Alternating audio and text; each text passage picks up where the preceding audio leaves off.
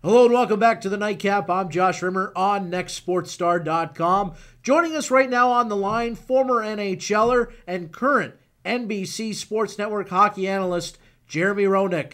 Jeremy, thanks for taking the time to be with us. Absolutely, Josh. Good to be here, bud. What's up? Well, Jeremy, got to say, I was surprised that the agreement was made on a Sunday morning at 5 a.m. Eastern Time. Were you surprised at the hour that the agreement was made? And how did you find out about it?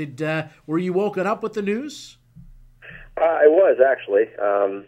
Obviously, Twitter is a beautiful tool in a lot of different ways. And the first thing that happens, my wife wakes up and she goes on Twitter and reads all the news.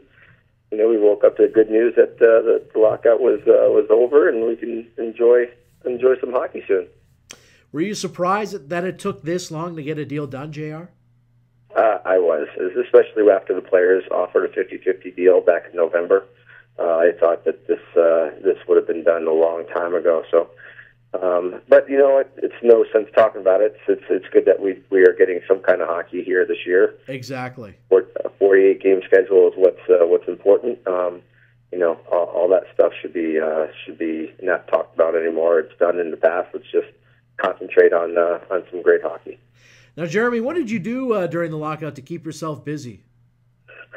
Well, I wrote the book, so I was on a book tour. Oh, good stuff.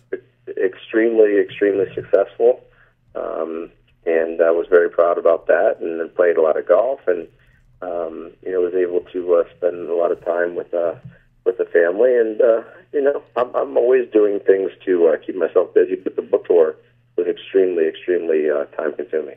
Give us a plug on the book again, JR. Tell us about the book. Well, the book is it's all about kind of my career and some of the ups, the downs, the life off the ice, and my relationships, and some of my good points and highs and lows. It's like I said, I've gotten extremely rave reviews, good reviews on the book, and you can get it on Amazon.ca and your local bookstore. But like I said, I've done a lot of cool things in my life, but writing a book was definitely an interesting one. But it was a pretty gratifying one. Jeremy, big news here out of Toronto last week was the firing of Brian Burke. Were you at all surprised when you heard the news? Yes and no. I think I was more surprised at the timing of it. Right on the eve of the start of the season, and you have a very prominent NHL person to be fired. And I think if you look at Toronto's, if you look at their past 3 or 4 years, their productivity, their lack of playoff seasons, playoff games, which is zero. Somebody's got to take the blame. It can't always be the coach, and it can't always be the players. And sometimes it's got to go higher up. I don't know if something happened, internally that led to that. But Brian Burke is a very good hockey mind, and a very a great man in my opinion. And he'll show up somewhere again soon. It's just it was just a tough run for him in Toronto. And I'm sure you still know this, JR, that you played in the last Leaf playoff game.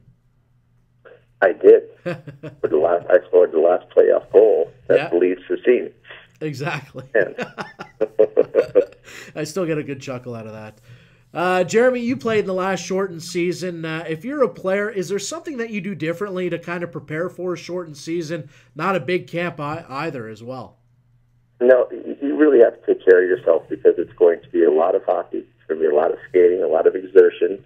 And you already see some of the things that are going on. You see David Booth goes out 4 to 6 weeks with a pulled groin. This is going to happen to a lot of players if they don't take care of themselves and they don't get the proper rest, don't get the proper nutrition and medical attention day in and day out, stretching and all that stuff. It's a very difficult thing to do on your body. They're going to be playing 4 games a week, a lot of traveling, and you're going to see a lot of nagging injuries happen early in the season. And obviously we might see some bad hockey as well, JR. Actually, good hockey if you think about it. I think that we might be seeing some high-scoring games because if you look at the guys that went overseas during the lockout, you didn't see many goalies go out and get to play a little net overseas, or not many guys went down to the AHL. So if you think about it, not a lot of goalies really got to practice the last few months. Yeah, but the goaltenders are so good these days, Josh. They are. I mean, you look at guys like Pecorine, and you look at Lundqvist and Quick, and I mean, you can go right on down the list.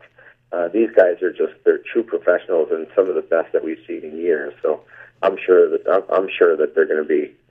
They might be a little rusty, but I can't see it being too high scoring early.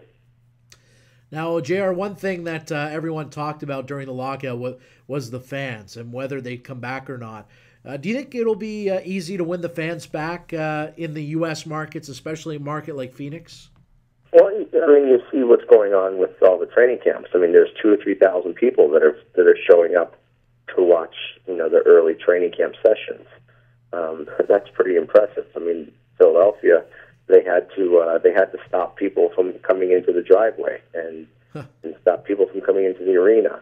So they'll come back, and they'll come back in droves. I think people love hockey. They're very loyal, and I think the best fans in the world. I think you'll have your handful of people that won't come back for another month or month and a half. But for the most part, I still think you're going to see full buildings all the way through the league.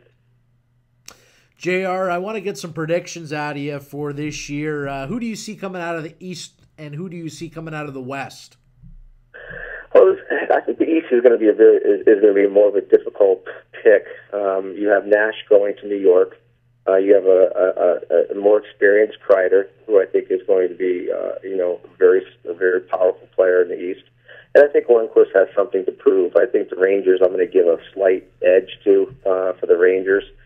I think Philly is going to be strong depending on how their goaltender plays. I think Brizgalov is the key to that team being a competitor.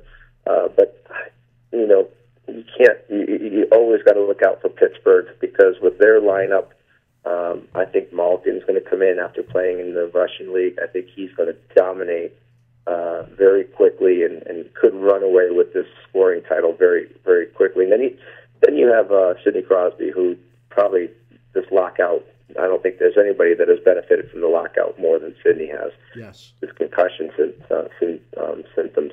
He's going to come back just absolutely flying, so look out for that team. And on the West, yeah, I think Chicago's going to be good. Again, goaltending is going to be the problem, or be the issue, seeing how their goaltenders, Crawford's got to make sure that he shows that he can be that number one. I think LA is going to be strong again with their youth. I think one team that people probably aren't looking at is the Edmonton Oilers with their youth, with Eberle and Hall and Nugent Hopkins. I think they're going to be a tough team. But don't overlook St. Louis with another one more year under Hitchcock and their hard-working defensive system. So I'd have to think that still Chicago. I'm going to give a nod coming out of the West. Do you think the LA Kings could repeat what they did last year? I think they barely got into the playoffs because of lack of scoring and the inconsistent offensive production. I think the one thing they do have going for them, obviously, is their goaltending, and I think Drew Doughty is going to have is going to come back to his Norris Trophy candidate level. He had an off year last year, had a lot of injuries. But watch for him to get to improve. I don't think they'll win the Stanley Cup again, but I'm sure that they'll definitely compete and probably get close. The one player's name that we keep hearing, JR, out there that could get moved at some point is Roberto Luongo.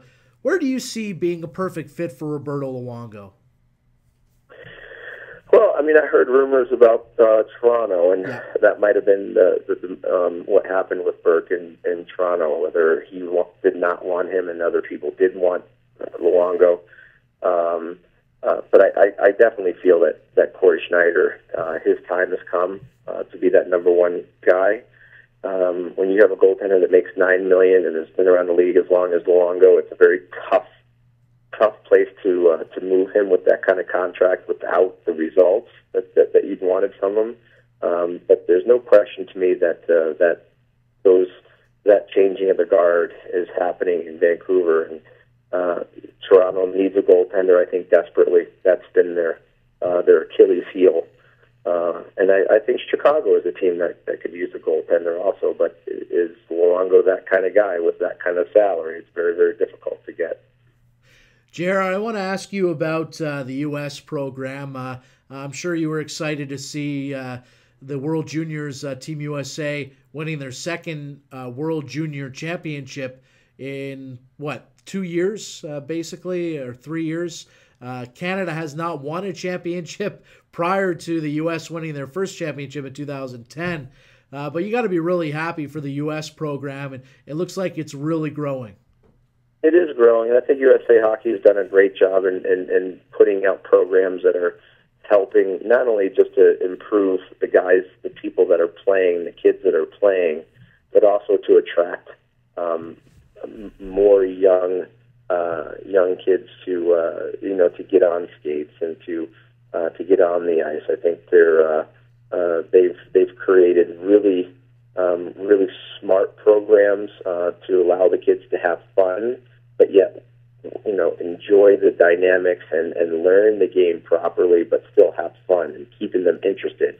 One thing that USA Hockey does, and they've done for the last 5 or 6 years, is do a lot of research about how much the kids can grasp, what to teach them to keep their attention span, what they can grasp and absorb to not overdoing it. And USA Hockey has done a great job to keep kids excited about going on the ice rather than being, going out there and wanting to come off early. These kids are going on, they're having fun, and they're learning the game and learning it in the proper fashion, not too fast and not getting too absorbed and too much too soon.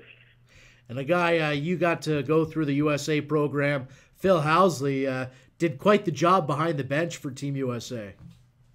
Well, and it shouldn't surprise anybody.